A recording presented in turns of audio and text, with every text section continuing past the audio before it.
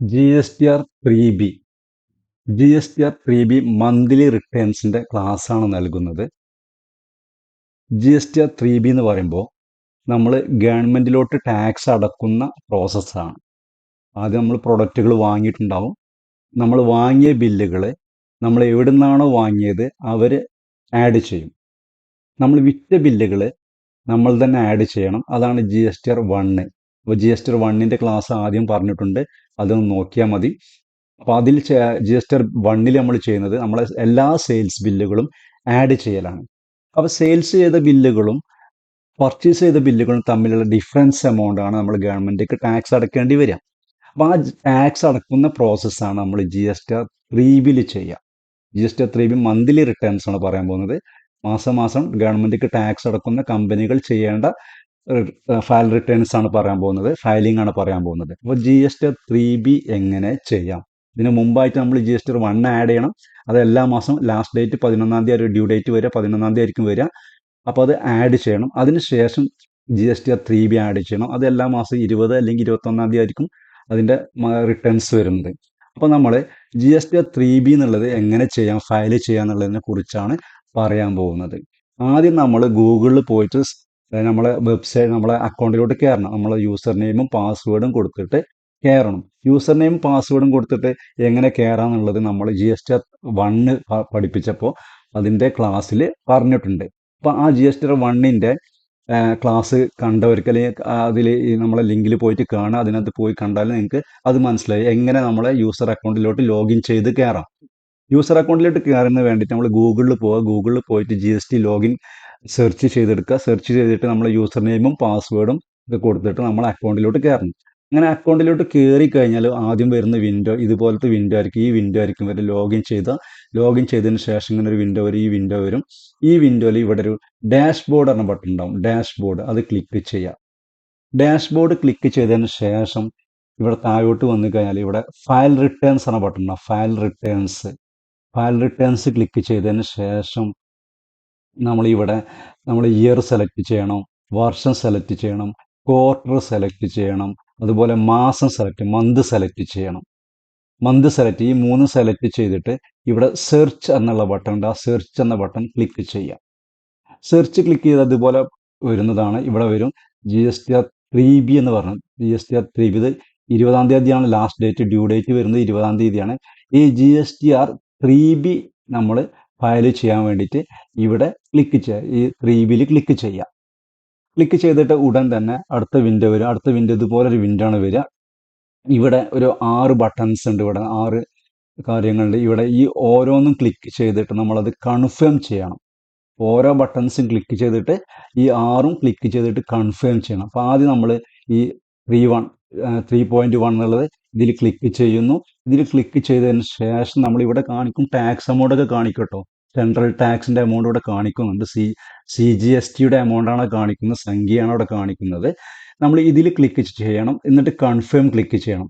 ഈ 6 ബട്ടണും ക്ലിക്ക് ചെയ്തിട്ട് കൺഫേം ചെയ്യണം. അപ്പോൾ 6ൻ്റെയും കാണിക്കാം. ആദ്യം നമ്മൾ ഇതിൽ ക്ലിക്ക് ചെയ്യുന്നു. ക്ലിക്ക് ചെയ്ത ഉടൻ തന്നെ അടുത്തൊരു വിൻഡോ വരും. ആ വിൻഡോയിൽ താഴെ ഭാഗത്ത് ഇവിടെ ഒരു കൺഫേം എന്ന ബട്ടൺ ഉണ്ടാവും. കൺഫേം ക്ലിക്ക് ചെയ്യുന്നു. എന്നിട്ട് പിന്നീട് വരുന്നത് ഇതുപോലെ വീണ്ടും വന്ന് നിൽക്കും. ഇവിടെ ഈ രണ്ടാമത്തെ ഈ ബട്ടൺ ക്ലിക്ക് ചെയ്യുക. ഈ ബട്ടൺ ക്ലിക്ക് ചെയ്തിട്ടും നമ്മൾ കൺഫേം ചെയ്യണം. ഈ താഴെ ഭാഗത്ത് കൺഫേം എന്നുണ്ടാവും. ഇനി അത് കഴിഞ്ഞിട്ട് നമ്മൾ വരുന്ന അടുത്ത ഈ 3-ാമത്തെ ഈ ബട്ടൺ ക്ലിക്ക് ചെയ്യുക. ഇത് ക്ലിക്ക് ചെയ്തിട്ട് നമ്മൾ എന്ത് ചെയ്യണം? കൺഫേം ക്ലിക്ക് ചെയ്യണം. അതിനുശേഷം വീണ്ടും അടുത്ത പേജ് വരുന്നത് ഇതായിരിക്കും. ഇതിൽ എലിജിബിൾ ITC ഇത് നമ്മൾ ക്ലിക്ക് ചെയ്യുന്നു. ക്ലിക്ക് ചെയ്തതിന് ശേഷം നമ്മൾ കൺഫേം എന്ന് പറഞ്ഞ ബട്ടൺ താഴെ വരും. അത് ക്ലിക്ക് ചെയ്യുന്നു. കൺഫേം ക്ലിക്ക് ചെയ്യുക. അത് കഴിഞ്ഞിട്ട് നമ്മൾ അഞ്ചാമത്തെ ബട്ടൺ ഇതാണ് വരുന്നത്. ഇത് ക്ലിക്ക് ചെയ്യുന്നു. ഇത് ക്ലിക്ക് ചെയ്തതിന് ശേഷം നമ്മൾ കൺഫേം ക്ലിക്ക് ചെയ്യുന്നു.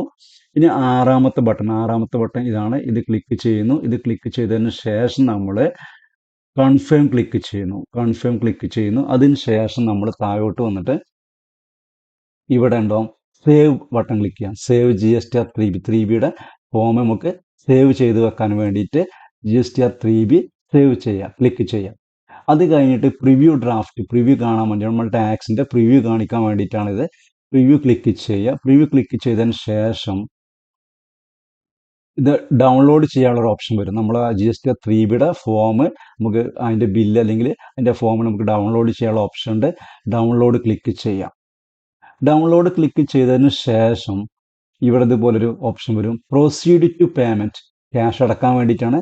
പ്രൊസീഡ് ടു പേയ്മെൻറ്റ് എന്ന ബട്ടൺ ക്ലിക്ക് ചെയ്യാം. പ്രൊസീഡ് ടു പേയ്മെൻറ്റ് ക്ലിക്ക് ചെയ്തതിന് ശേഷം ഇവിടെ മേക്ക് പേയ്മെൻ്റ് ഉണ്ട്, ക്രിയേറ്റ് ചലാൻ ഉണ്ട്. നമ്മൾ ഓൺലൈൻ പേയ്മെൻറ്റ് ചെയ്യുകയാണെങ്കിൽ മേക്ക് പേയ്മെൻറ്റ് ക്ലിക്ക് ചെയ്യണം. അല്ല നമ്മൾ ബാങ്കിൽ പോയിട്ട് ചലാൻ മുഖേന അല്ലെങ്കിൽ ചെക്ക് മുഖേനയാണ് പേ ചെയ്യുന്നതെങ്കിൽ ഈ ക്രിയേറ്റ് ചലാൻ ക്ലിക്ക് ചെയ്യാം. ക്രിയേറ്റ് ചലാൻ ക്ലിക്ക് ചെയ്താൽ എൻ്റെ ചലാൻ്റെ പ്രിൻ്റ് വരും. ഈ പ്രിൻ്റുമായിട്ട് ബാങ്കിൽ പോയിട്ട് നമ്മൾ ചെക്ക് എഴുതി കൊടുത്തിട്ട് നമുക്ക് പേ ചെയ്യാൻ പറ്റും. എല്ലാം നമ്മൾ ഓൺലൈൻ മുഖേനയാണ് പേ ചെയ്യുന്നതെങ്കിൽ നേരെ നമ്മൾ മേക്ക് പേയ്മെൻ്റ് ആണ് ക്ലിക്ക് ചെയ്യേണ്ടത്. Make payment. അപ്പോൾ ബാങ്കിൽ പോയിട്ട് ക്യാഷ് പേ ചെയ്യുകയാണെങ്കിൽ ഈ ക്രിയേറ്റ് ചലാൻ ക്ലിക്ക് ചെയ്യുന്നു. അപ്പോൾ അതിൻ്റെ ചലാൻ പ്രിൻ്റ് വരും. ആ പ്രിൻ്റ് എടുത്തതിന് ശേഷം ചെക്കുമായിട്ട് ബാങ്കിൽ പോകുന്നു. ബാങ്ക് മുഖേന നമുക്ക് പേ ചെയ്യാൻ പറ്റും. അതല്ല എങ്കിൽ നമ്മൾ ഓൺലൈൻ മുഖേനയാണ് പേയ്മെൻറ്റ് ചെയ്യുന്നതെങ്കിൽ മേക്ക് പേയ്മെൻറ്റ് ക്ലിക്ക് ചെയ്യാം. മേക്ക് പേയ്മെൻറ്റ് ക്ലിക്ക് ചെയ്തതിന് ശേഷം ഇവിടെ ഒരു ഓപ്ഷൻ വരും. നമ്മളെ ക്യാഷ് ലെഡ്ജറിൽ ബാലൻസ് ഇല്ലെങ്കിൽ ഇതുപോലെ മെസ്സേജ് വരും. ക്യാഷ് ലെഡ്ജറിൽ ബാലൻസ് ഇല്ല, അതുകൊണ്ട് ക്യാഷ് ആഡ് ചെയ്യാനുള്ള ഒരു ഓപ്ഷനാണ് അവിടെ വന്നിട്ടുള്ളത്. അപ്പോൾ നമ്മളിവിടെ എസ് എന്ന് കൊടുക്കണം. എസ് എന്ന് കൊടുത്തതിന് ശേഷം നമ്മൾ നേരെ ബാങ്കിൻ്റെ വെബ്സൈറ്റിലോട്ടാണ് പോകുക. അതുപോലെ വരും. ഈ പേയ്മെൻറ്റ് ക്ലിക്ക് ചെയ്യുക. ഈ പേയ്മെൻറ്റ് ക്ലിക്ക് ചെയ്യുന്നു.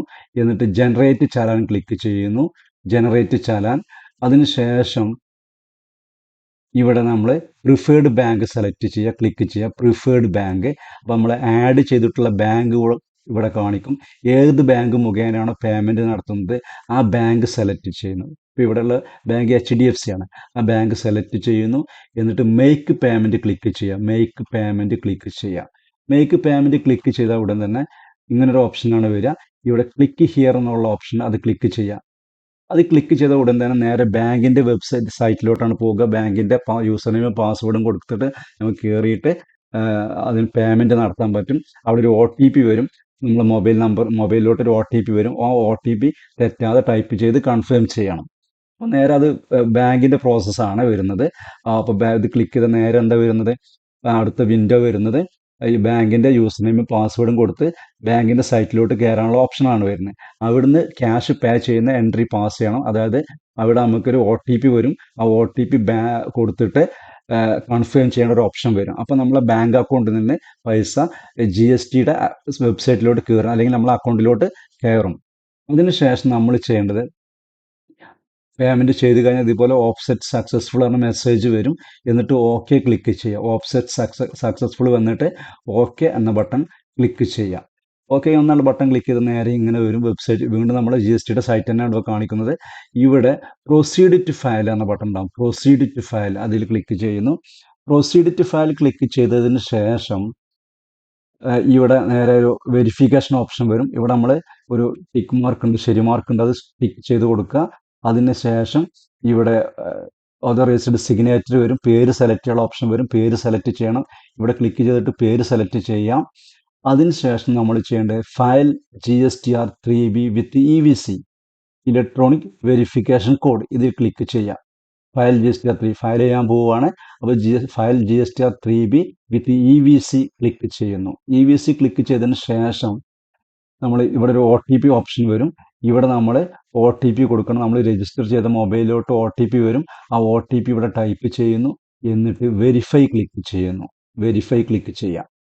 അതിനുശേഷം വെരിഫൈ ക്ലിക്ക് ചെയ്താൽ ഇവിടെ കാണിക്കും ഫയലിംഗ് സക്സസ്ഫുൾ എന്ന മെസ്സേജ് വരും. ഫയലിംഗ് സക്സസ്ഫുൾ എന്ന മെസ്സേജ് വരും. ഇതാണ് GSTR-3B. ഇങ്ങനെയാണ് ഫയൽ ചെയ്യുക.